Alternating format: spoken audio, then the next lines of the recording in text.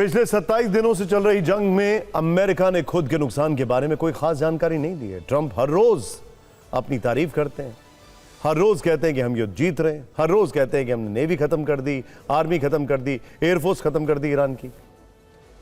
और अमेरिका अपने नुकसान के वीडियो सबूत को भी नकार रहा। आज सबसे पहले एक ऐसे ही सबूत की हम बात करते हैं जो ईरान ने दिखाया।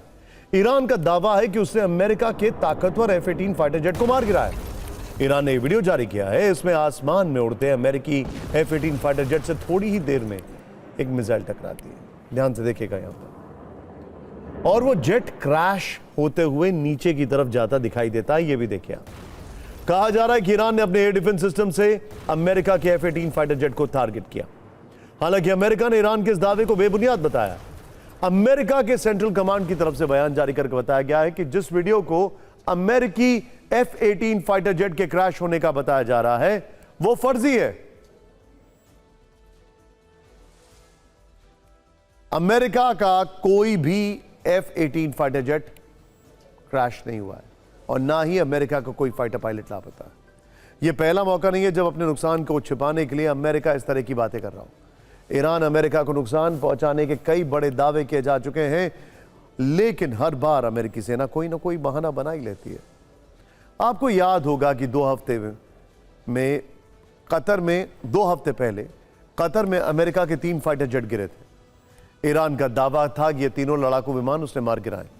ट्रंप का कहना था कि ये फ्रेंडली फाइट में गिरे, यानी कतर ने गलती से उनके विमान गिरा दिए। इससे पहले अमेरिका का KC-135 एयर रिफ्यूलिंग विमान दुर्घटनाग्रस्त हुआ, जिसे ईरान ने मार गिराने का दावा किया। उस पर अमेरिका ने कहा कि वो तकनीकी खराबी की वजह से हादसे का शिकार हुआ। ईरान 2 बार दावा कर चुका है कि वो अमेरिका के सबसे ताकतवर aircraft carrier USS Abraham Lincoln को टारगेट कर चुका है, हिट कर चुका है, लेकिन अमेरिका का कहना है कि उनका एयरक्राफ्ट कैरियर एकदम महफूज है। हालांकि पश्चिमी मीडिया के हवाले से ऐसी भी खबरें आई थी कि अमेरिका ने USS लिंकन को ओमान की खाड़ी में उस जगह से 1100 से 1400 किलोमीटर दूर खड़ा कर दिया है जहां वो इस जंग की शुरुआत में तैनात था। तो ऐसा नहीं है कि अमेरिका जो कह रहा है उस पर आंख मूंदकर भरोसा कर लिया जाए। युद्ध कई तरीकों से लड़ा जाता है, उसमें प्रोपेगेंडा वॉर भी एक अहम पार्ट है, लेकिन सत्य और तथ्य यही है कि इस जंग में अब तक अमेरिका के 18 एयरक्राफ्ट नष्ट हो चुके हैं। लगभग 12 MQ-9 रीपर ड्रोन भी शिकार हो चुके हैं। इसके अलावा एक F-35 को नुकसान पहुंचा है, लेकिन दावा है कि वह इमरजेंसी लैंडिंग करने में कामयाब रहा। ईरान का दावा है कि उसने एयर डिफेंस सिस्टम के जरिए पिछले 27 दिनों में अमेरिका को जबरदस्त नुकसान पहुंचाया है, जबकि अमेरिका अपने नुकसान पर तकनीकी कारणों का पर्दा डालने की कोशिश कर रहा है। देखिए, एक एग्जाम्पल मैं आपको दोनों पर्सपेक्टिव से बताता हूं। USS जेरार्ड फोर्ड जो है, जो कि अब युद्ध से गायब हो चुका है, कहा जा रहा है कि उसके लॉन्ड्री रूम में आग लग गई थी, इसलिए वो चला गया है, वापस अमेरिका पहुंच रहा है और अब 14 महीने लगेंगे रिपेयर होने में। लेकिन ईरान की तरफ से दावा किया जाता है कि उसके अंडर सी ड्रोन्स ने उसके बेस वाले इलाके में हिट किया जहां पर हो सकता है लॉन्ड्री रूम। अलग अलग दावे। अमेरिका दावा कर रहा है कि ईरान अब तक किसी भी अमेरिकी फाइटर जेट को सीधे मार गिराने में सफल नहीं हुआ है। तो फिर जिस F-18 फाइटर जेट को गिराने का वीडियो ईरान ने पूरी दुनिया में वायरल कर दिया है, वो ट्रंप और उनकी आर्मी के लिए बड़ा नुकसान हो सकता है, क्योंकि F-18 कोई साधारण फाइटर जेट नहीं है, बल्कि अमेरिकी नौसेना का एक ताकतवर मल्टी रोल प्लेटफॉर्म। इसकी रफ्तार मैक 1.8 तक जाती है, यानी करीब 2200 किलोमीटर प्रति घंटे की रफ्तार से उड़ान भर सकता है और एक बार में 2000 किलोमीटर से ज्यादा दूरी तक ऑपरेट किया जा सकता है। इसमें आधुनिक मिसाइल सिस्टम और लेजर गाइडेड बम लगे होते हैं। इसके अलावा F-18 fighter jet aircraft carrier से ऑपरेट करने की क्षमता भी रखता है। अगर अमेरिका का इतना ताकतवर जेट गिरेगा तो वह आसानी से इस बात को कभी नहीं मानेगा, क्योंकि इस तरह की घटनाएं सिर्फ सामरिक नुकसान नहीं होती हैं, बल्कि किसी भी देश की समुद्री ताकत और उसकी एयर सुपीरियरिटी पर भी सीधा असर डालती हैं। अब बात करते हैं ईरान के F-18 जेट को गिराने वाले वीडियो की और उसको लेकर सवाल की। ईरान ने जो वीडियो जारी किया है उस पर कई सवाल है। वीडियो में एक जेट को मिसाइल से हिट होते हुए और गिरते हुए दिखाया गया है।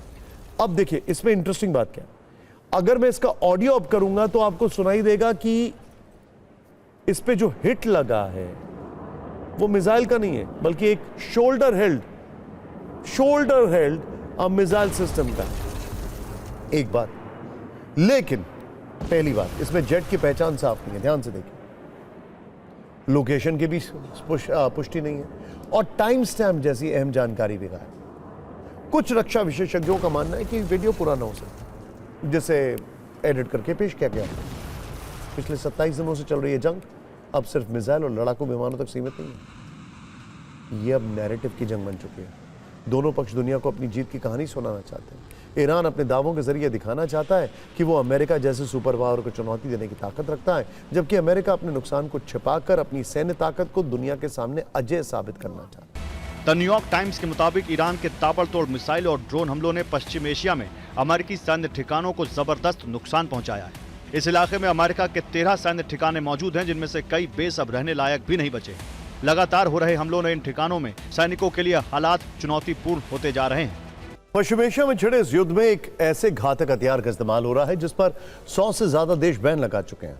इस हथियार को इंटरसेप्ट कर पाना मुश्किल ही नहीं, नामुमकिन है। इजराइल के आसमान में इन दिनों क्लस्टर वॉरफेयर हो रहा है। यह इजराइल के आधुनिक और शक्तिशाली एयर डिफेंस के लिए एक जाल है।